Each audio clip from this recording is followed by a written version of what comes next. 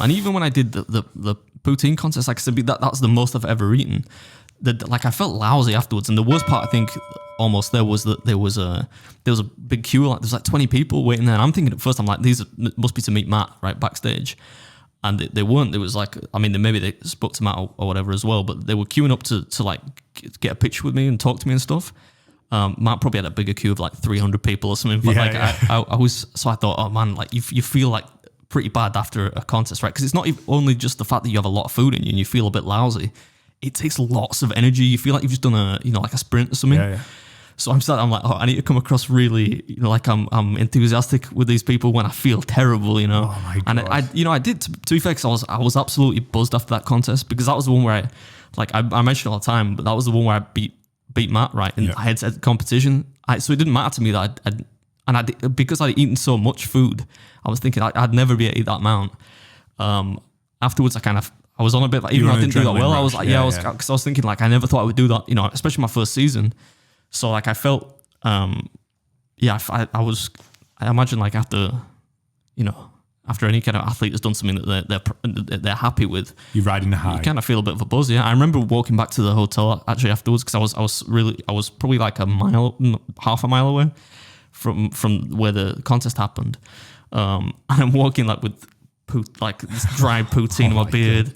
And it's all over my because you get a bunch of debris, right? And if they'll deduct your debris and stuff, so it's all over my jeans and stuff. And I'm just walking through Toronto, like in the middle of Toronto, like there's all these office buildings and stuff. And I'm there wearing this like orange, like beanie hat thing, like this ridiculous outfit, and I'm just covered in poutine. People probably thought it was. I bet you were dead sexy, Mrs. Beard. I bet she couldn't wait to jump on you. Yeah, congratulations. Well, luckily she wasn't there. Oh, she not. She was watching at home though. It was on. They streamed it because I think they recorded it for local TV in Toronto, but they were streaming it, and the coverage was actually really good. You got me I did like a little dance on the way out, because I was the only contest I've ever been booed at. I don't know if it's like a Commonwealth thing, because I was like a British. So like the number they introduce all the eaters, right? And Matt goes out and Joey goes out, and it was like, because they know him and stuff. And then I think Darian went out before me, and he's like the number one ranked eater in Canada, right? He's the guy that he's met with recently as well. Yeah. So he's like he's a home boy, right? And everyone's like, yeah. So the crowd goes up. I'm like, oh, that's nice for Darian, right? Because everyone knows Matt and Joey are going to get the biggest cheers and stuff, and maybe Mickey. And then, so I come out, and they're like, oh, you're from, Britain's number one competitive eater, which is how they always introduce me, right?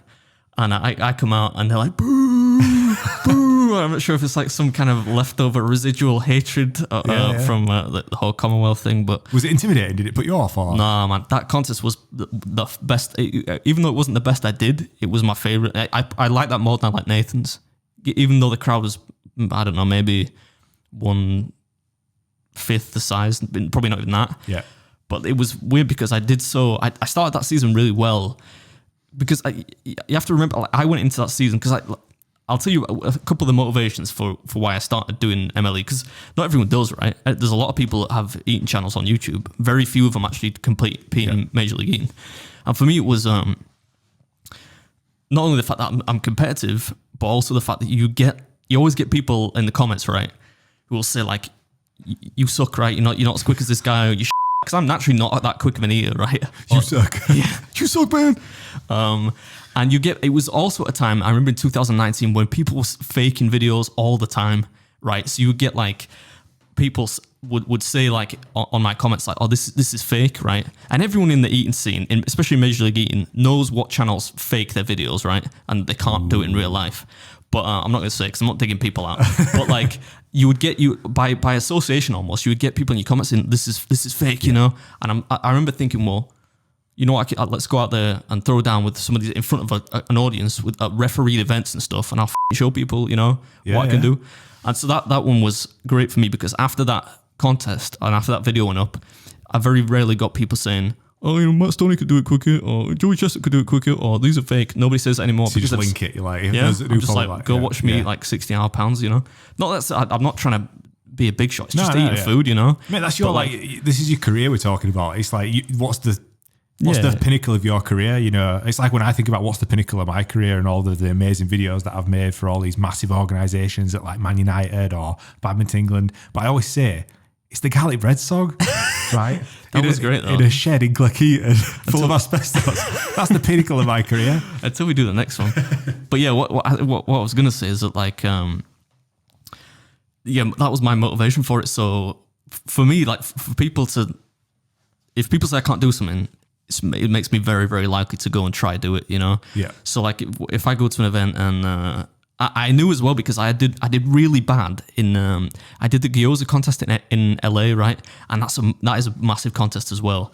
And I don't know what it was. I just had a proper shit day. I was fucking terrible, right? I think I finished 10th at that out of 20, and I should have done so much better, right? And that was going to be my last, that was in August, I think, or early September. And that was in my head, that was going to be the last event I did that year. And I thought, I can't end like that. Because I started really well. I finished like 4th in my first event, 3rd at Oysters, 4th, I think, at Strawberry Shortcake, which is another contest, which is fun for me, right? Because it's desserts, cake. First at my qualifier, I qualified for Nathan's, which like no other British person had ever done on British soil, on American soil. So I was like, oh, I'm riding a wave. And then I got lax before the gyoza contest, came 10th. I thought, I don't want to end with, like a 10th place. So I kind of came into the poutine one, knowing that like Matt would be there, Joey would be there, and like all the best would be there. I'm thinking, right, I'm throwing down here, right? I'm doing the best I can. So coming, and it's weird because coming to that event, I never really get nervous before them, but there's like a sense of apprehension, before you go on stage and you think you don't want to make a dick of yourself. But before that event, you can see there's actually a video, I think on the video that I posted of it, I got like Lynn's watching, Lynn's took a screenshot of like me coming out on stage, and I'm doing this weird dance to the music. I don't know why. I'm just like wiggling and everyone's like booing, and I'm just like going out on stage trying to wind them up and you're playing the heel a little bit. But I don't get it. If the more people boo, probably the better I'm going to do.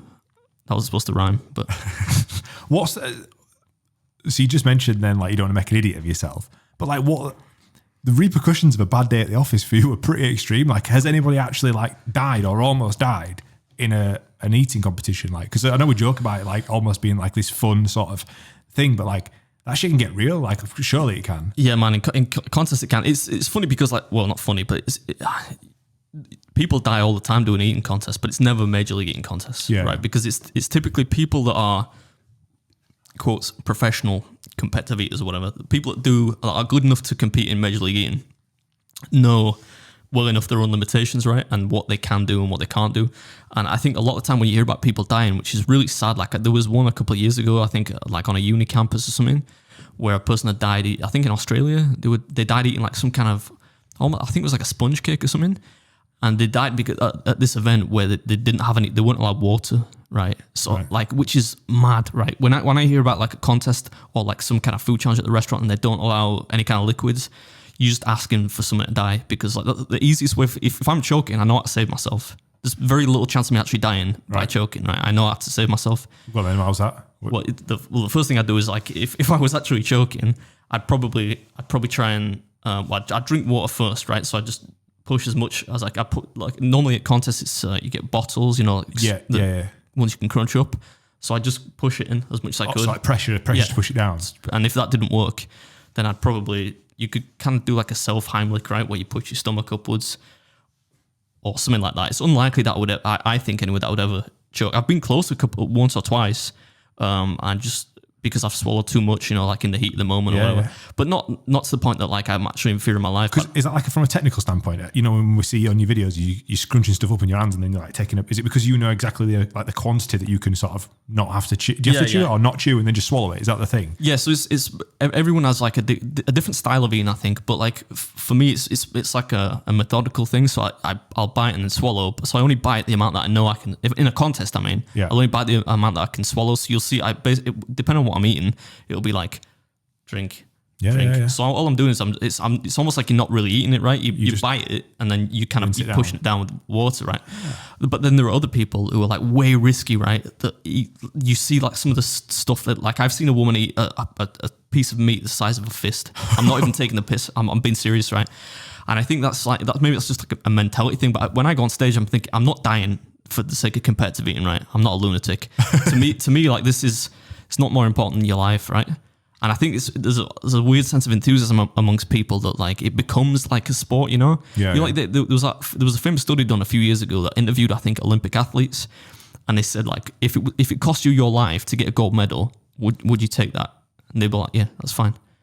They were that dedicated to it. And I think there are people that are kind of that zoned in. Yeah.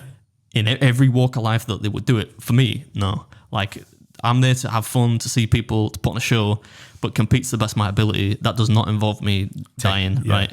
But whenever you hear about people dying, it's almost always at like amateur events where they thought, oh, we'll put on this eating contest, not have like an EMT. Like at Emily, you have like about 6 EMTs, like paramedics at every event. So like if you do start choking, then you're probably going to be saved, or they at least might know how to do a tracheotomy. Yeah, so you'd probably be all right. But could you imagine? It's mad that we're even talking about this in relation to just competitive eating. Yeah, it is. But I mean, like there are dangers in every.